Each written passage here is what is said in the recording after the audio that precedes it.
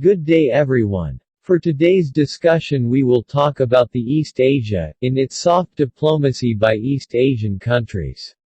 But before that let's first define the East Asia.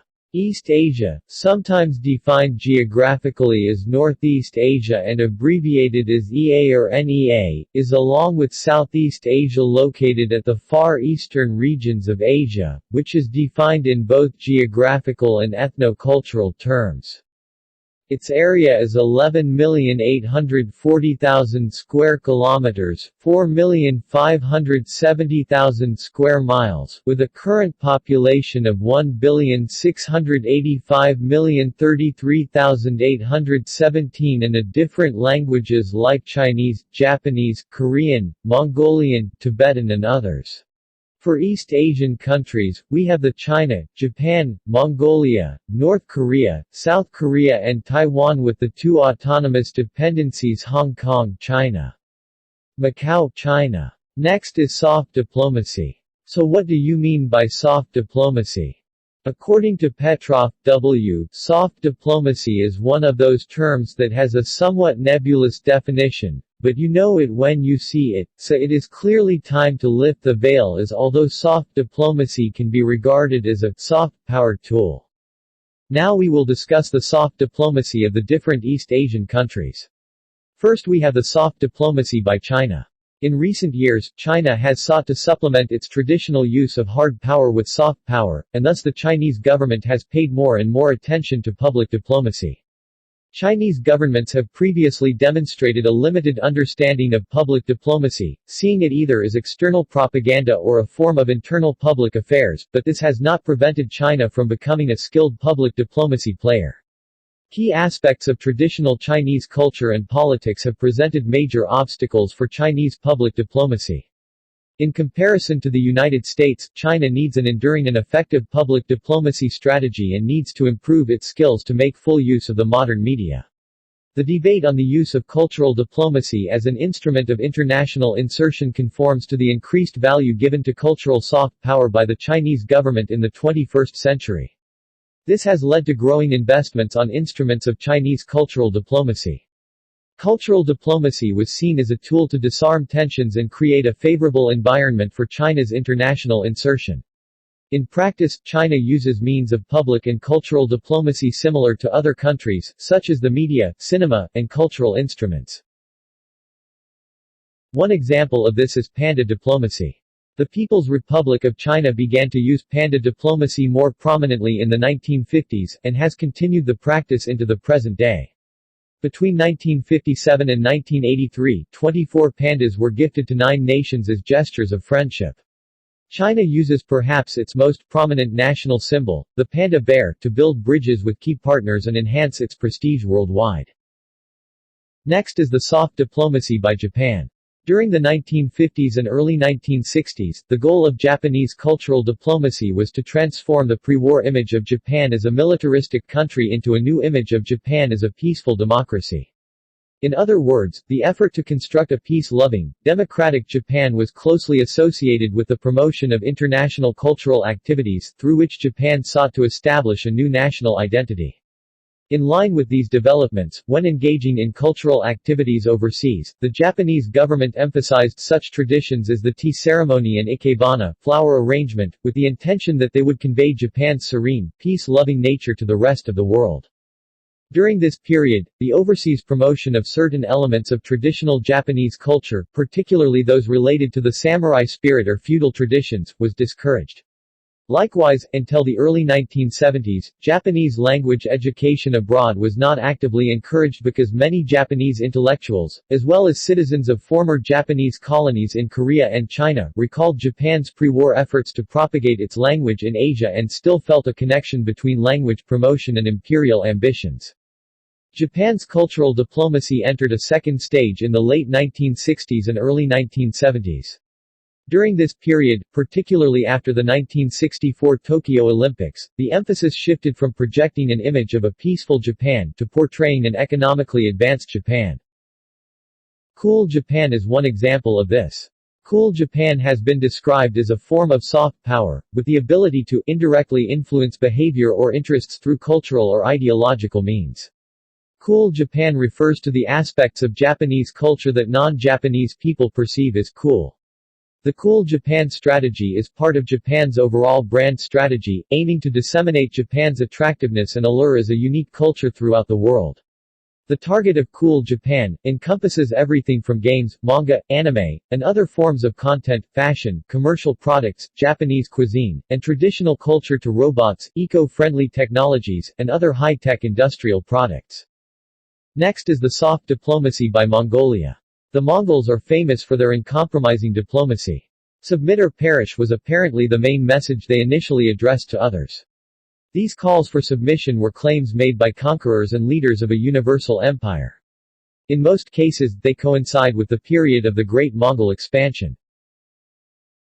Mongolian foreign policy involves balancing its economic, military and political interests between both China and Russia.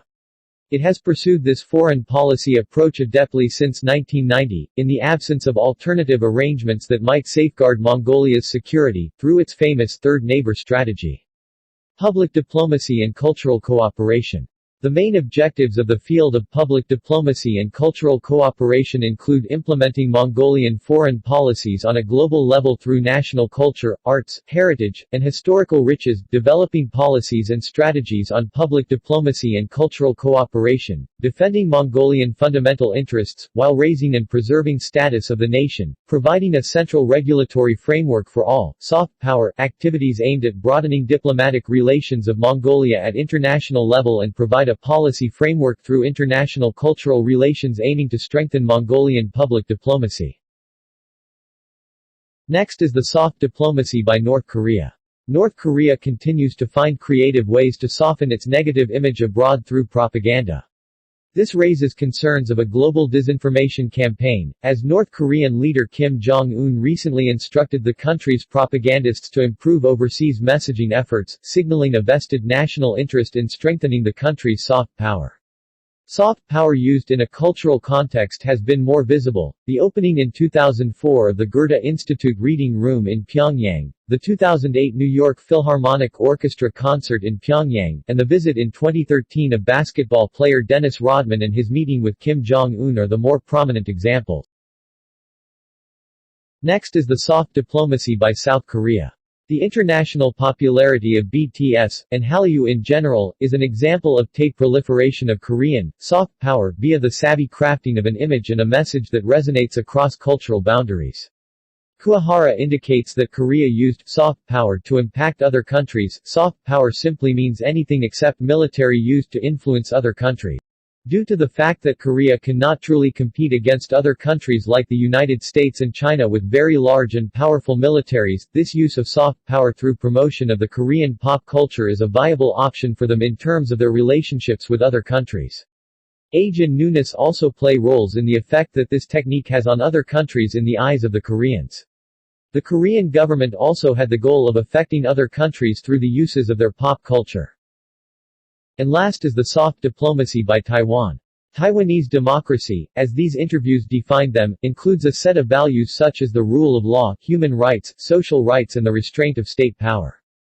According to the Deputy Minister for Foreign Affairs, Taiwan is a model for the Chinese-speaking world in terms of social values, democracy, human rights, the rule of law, advanced social legislation like for the gay and lesbian rights.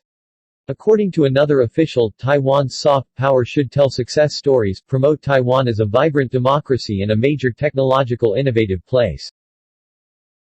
Next is the overview in the different aspects of development in East Asia. Historical view in East Asia. The interregional and international relations of East Asia from the time of Roman trade with Han Dynasty of China, the ties between Europe and East Asia have always been one of the most vibrant and globally crucial of interregional relationships. The contact of cultures that came initially through the Silk Road trade routes and the sea lanes via India is undoubtedly one of the most important axes of cultural exchange in world history. Political dialogue. In the East Asian region, though many nations remain politically conservative, several have made a dramatic shift in embracing a wholehearted commitment to free market principles. Political discussion is an area that is often restrained in East Asian economic forums like ASEAN. Cultural exchange. Several countries have a long history of cultural offices in East Asian nations, and the Japan Foundation is the most established cultural diplomacy initiative from an East Asian nation in countries worldwide, but South Korea and China in particular are beginning to expand their efforts at cultural diplomacy in a major way. The aims and methods is the successes and failures of various European and East Asian countries. The need for cultural diplomacy in East Asia. In order to enable successful collaborations and cooperation, there is a need to understand the Asian way of life, philosophies of business and cultural nuances. Asia thrives on tradition and culture, which has been retained amidst extraordinary economic success. In order to link the region and create world economic growth, understanding Asia has now become a top priority. An analysis to East Asian soft diplomacy. 1. What were the important points or details of the issue? The most important points of the issue about soft diplomacy by East Asian countries, is that the word itself, soft diplomacy or soft power, on how the East Asian countries used different strategies to strengthen their soft power.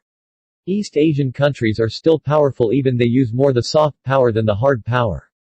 Another important details of the issue are the cultural influence of East Asia, particularly the China, Japan, and Korea who used their pop cultures to influence other countries. 2. How did this points or details influence the development and underdevelopment of the Asian regions it belongs to? The use of soft power by East Asian countries in a way of cultural diplomacy such as pop cultures has a big impact to the development of East Asia. This cultural diplomacy by East Asia was lead to the soft relationship with the other countries, and through this, East Asian countries will become more visible and outstanding countries. While in terms of underdevelopment, the East Asian use of soft power has a problem because it was difficult to incorporate into government strategy due to its dependency on credibility.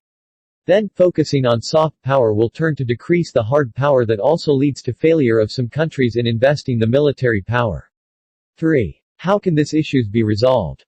In our analysis on the topic, soft diplomacy by East Asian countries, we found out some problems in that issue such as the failure of investing the military power and the lack of trainings. Using of hard power such as military power is important in every state, but because of focusing in strengthening the soft power, the hard power will decrease. But the East Asian countries will resolve these problems or issues by the widespread influence of their popular culture or cultural diplomacy that makes them more stronger even they didn't use the hard power. 4. What is your personal analysis of the issue? Our personal analysis of the issue is that using of soft diplomacy is better because it is peaceful and the different cultures was shared by the different countries, but it is still important to reinforce the military power or hard power not only for defense and protection but also for establishing a state of political conquest or balance of power. End of our discussion. Thank you.